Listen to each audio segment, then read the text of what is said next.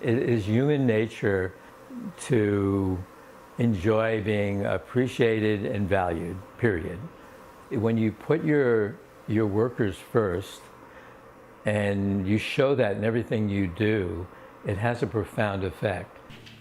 It's been evolution. So when we started, we had no policies and we had no programs and we didn't pay much. But we had a lot of fun and we worked hard and we were good to our suppliers and to our customers and to ourselves.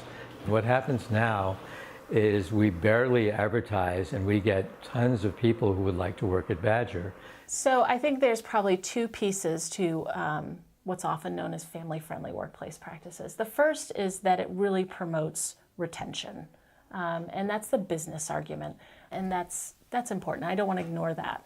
But the other side, and the part that Impact Monadnock is highly involved in, is that by supporting these young children in the first 3 to 5 years of life, we're really supporting the brain development that not too much longer down the road, really only 10 or 11 years if I'm looking at my high school co-op students, that's going to be my employee. I want to be able to support the employees I have now, but I also want to support the employees that will be coming to me in 5, 10, or 15 years.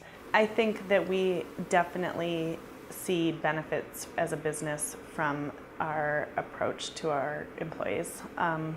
People seek out Badger, and once people do join our organization, they don't leave very often.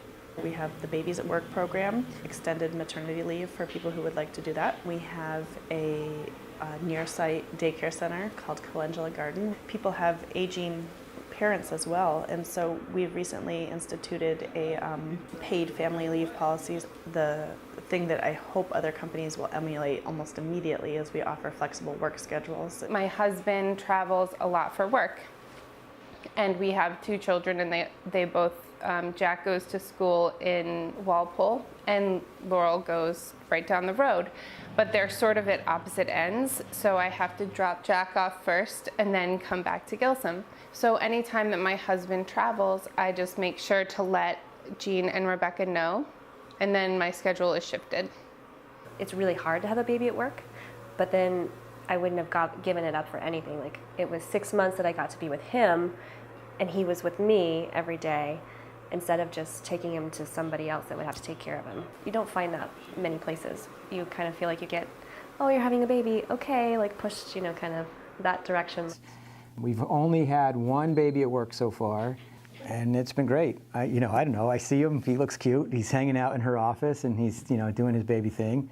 And I don't think it's been disruptive to anybody, and I think it's made it easier for her to get her work done. We've been very intentional about trying to adopt policies that will help us both attract qualified employees, but also retain the ones that we have.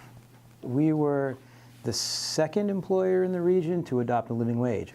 We have a pretty generous paid off policy. We have a holiday, like a shopping day, that you can take between, I think it's between Thanksgiving and Christmas, because we do have single moms as employees and just small families and people whose spouses or partners can't get free to do that. So it kind of gives you a day where you can go and take care of your shopping so that you don't have to sort of give up a weekend with your family. Another thing that we do is we have a volunteer day, so we'll pay you for a day if you're going to go volunteer in the community.